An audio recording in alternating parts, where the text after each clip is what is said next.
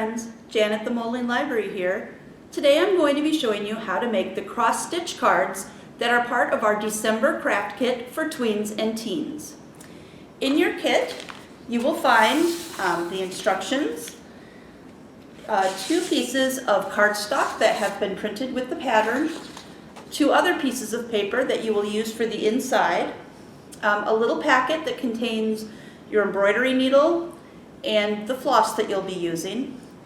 And I didn't say this because I didn't know I would find them, but I've also managed to find some little embroidery or some needle threaders that is really helpful when you're trying to work with the embroidery floss. So hopefully that will make your project a little bit easier.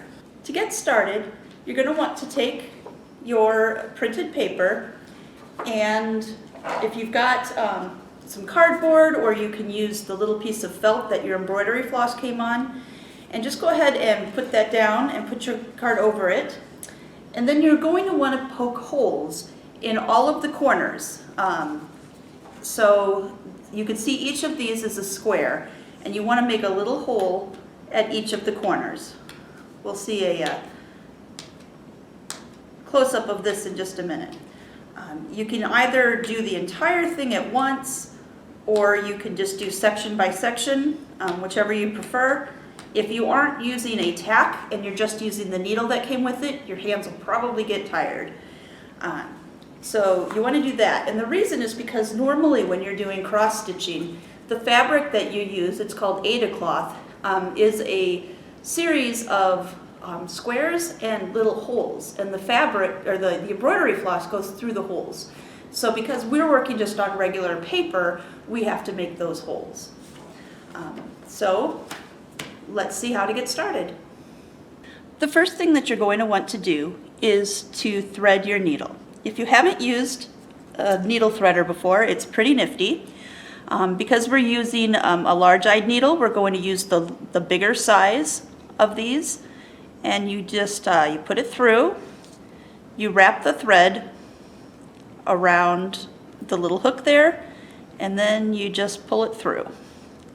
I say just, and then I'm having trouble. There we go. And you're going to want to pull so you've got about 6 inches or so of extra floss hanging over the side. That'll give you enough room to make sure that you're not going to be pulling it off the thread all the time, but not so much that you'll be working with too much extra thread. Now on the patterns, I have marked where I think would be a good starting place for you. So what you're going to do is to start by putting your needle through the spot that is marked 1. The numbers are always up and to the left of where the corner is. So we're going to push it through, and we're going to pull our thread through until we've got about 2 inches of extra thread hanging. That little tail there is really important. And then we're going to come back through from the other side, and it's going to come up through the one that is marked 2. Now this is both 2 and 10 because we'll be going through it later. And then you're going to pull that through, but you don't want to get rid of that little tail yet. You want that to stay there. So we've gone down through 1 and back up through 2, and then number 3, which is also going to be 11, is directly up from 2. If you have done cross stitching before, this might seem a little weird to you, because normally when you are cross stitching on fabric, you are looking at the front of the pattern. Whereas because we are working with this printed paper, we are actually working from the back of it. So I've gone up through 4, back down through 5, and you can see how that tail has gotten caught in there. When you're doing cross stitch, you don't want to use any knots because the embroidery floss is much thicker than thread that you would use for sewing. And if you have a knot, it's going to make a big bump on the other side. So that's what it looks like from the back side. And if we flip around to the front side of where the actual card is, you'll see that what we've done is we've created these diagonals.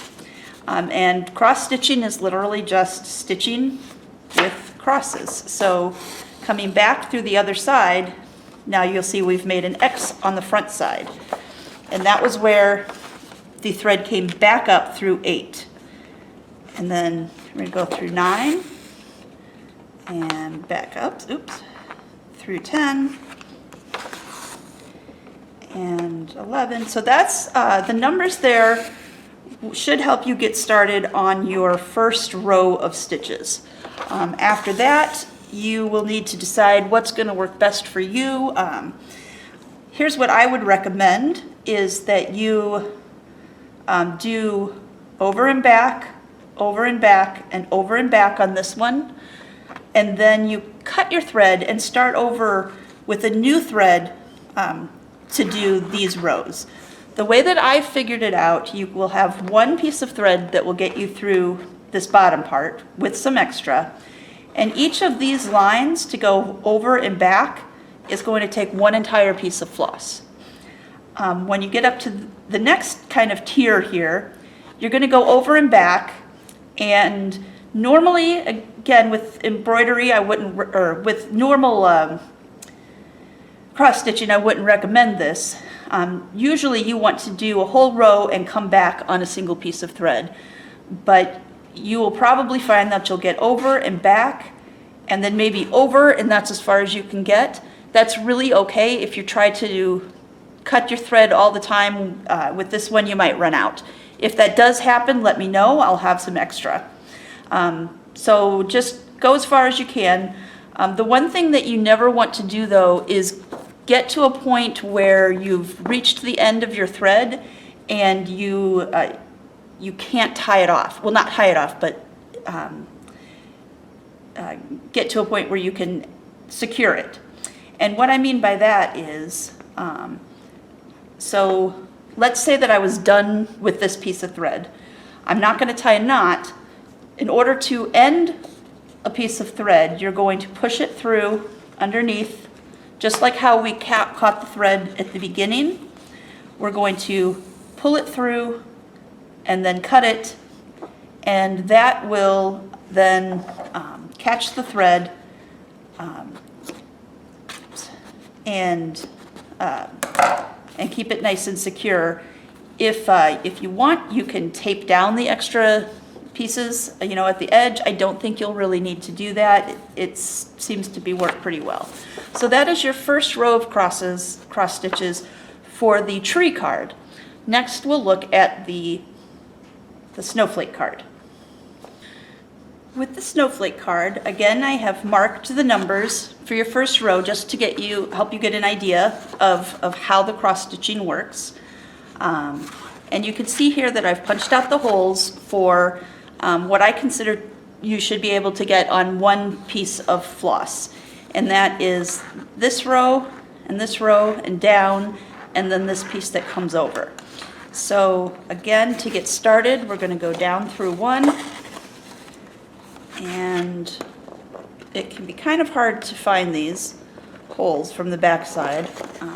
So I'm just going to flip it over and kind of cheat there. And make sure that I did in fact come through on number 2. Again, get a little tail. What's going to be a little bit different with this one is that these first few stitches are not right up next to each other. So when you go up to number 3, you're actually going to have a diagonal one here because there's a space in between. So I'm going to go ahead and find 4. And again, there's a diagonal to come over to 5. And you'll see I'm making sure I trap that little tail as I'm making my first row of stitches. If you did the cross stitch Baby Yoda with me this summer, you'll know that being self-taught, I have a couple of bad habits. One of them is that I am constantly turning my piece over to look at the hole from the other side. I don't recommend in this particular craft that you do that. Oh, I missed a hole because I wanted to show you something, which is when you are doing these corners here on this one, try to, if they don't line up quite right, the program that I use doesn't always have the corners lined up, pick a space right in the middle like that, because you don't want to have it like too far on this side, or else your stitches will be a little uneven.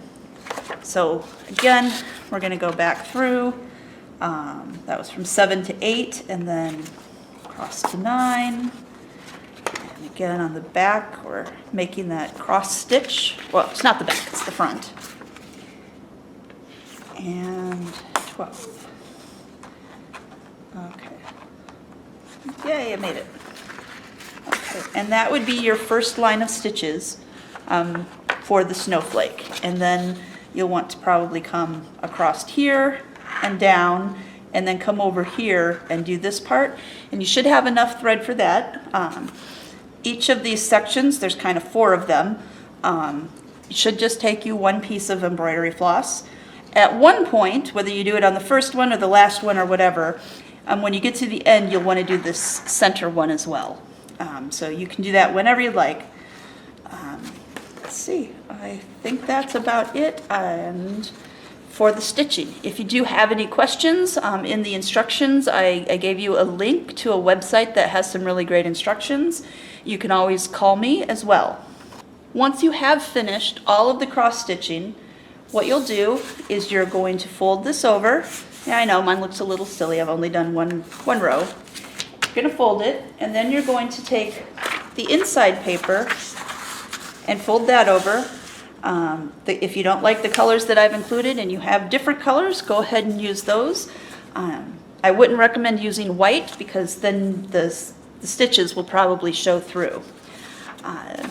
What you can do with this piece of paper, you can either put it in directly like this.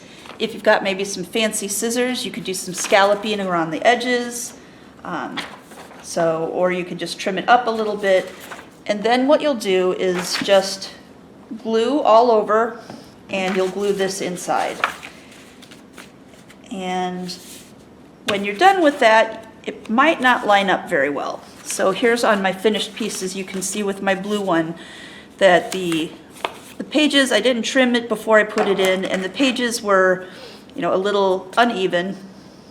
So I'm just going to take my scissors and cut off that excess from the 3 open sides. And, it's still not quite even. And that will make it nice. And like I said, if you've got like the fancy scissors that you can do fancy edges, you can do that.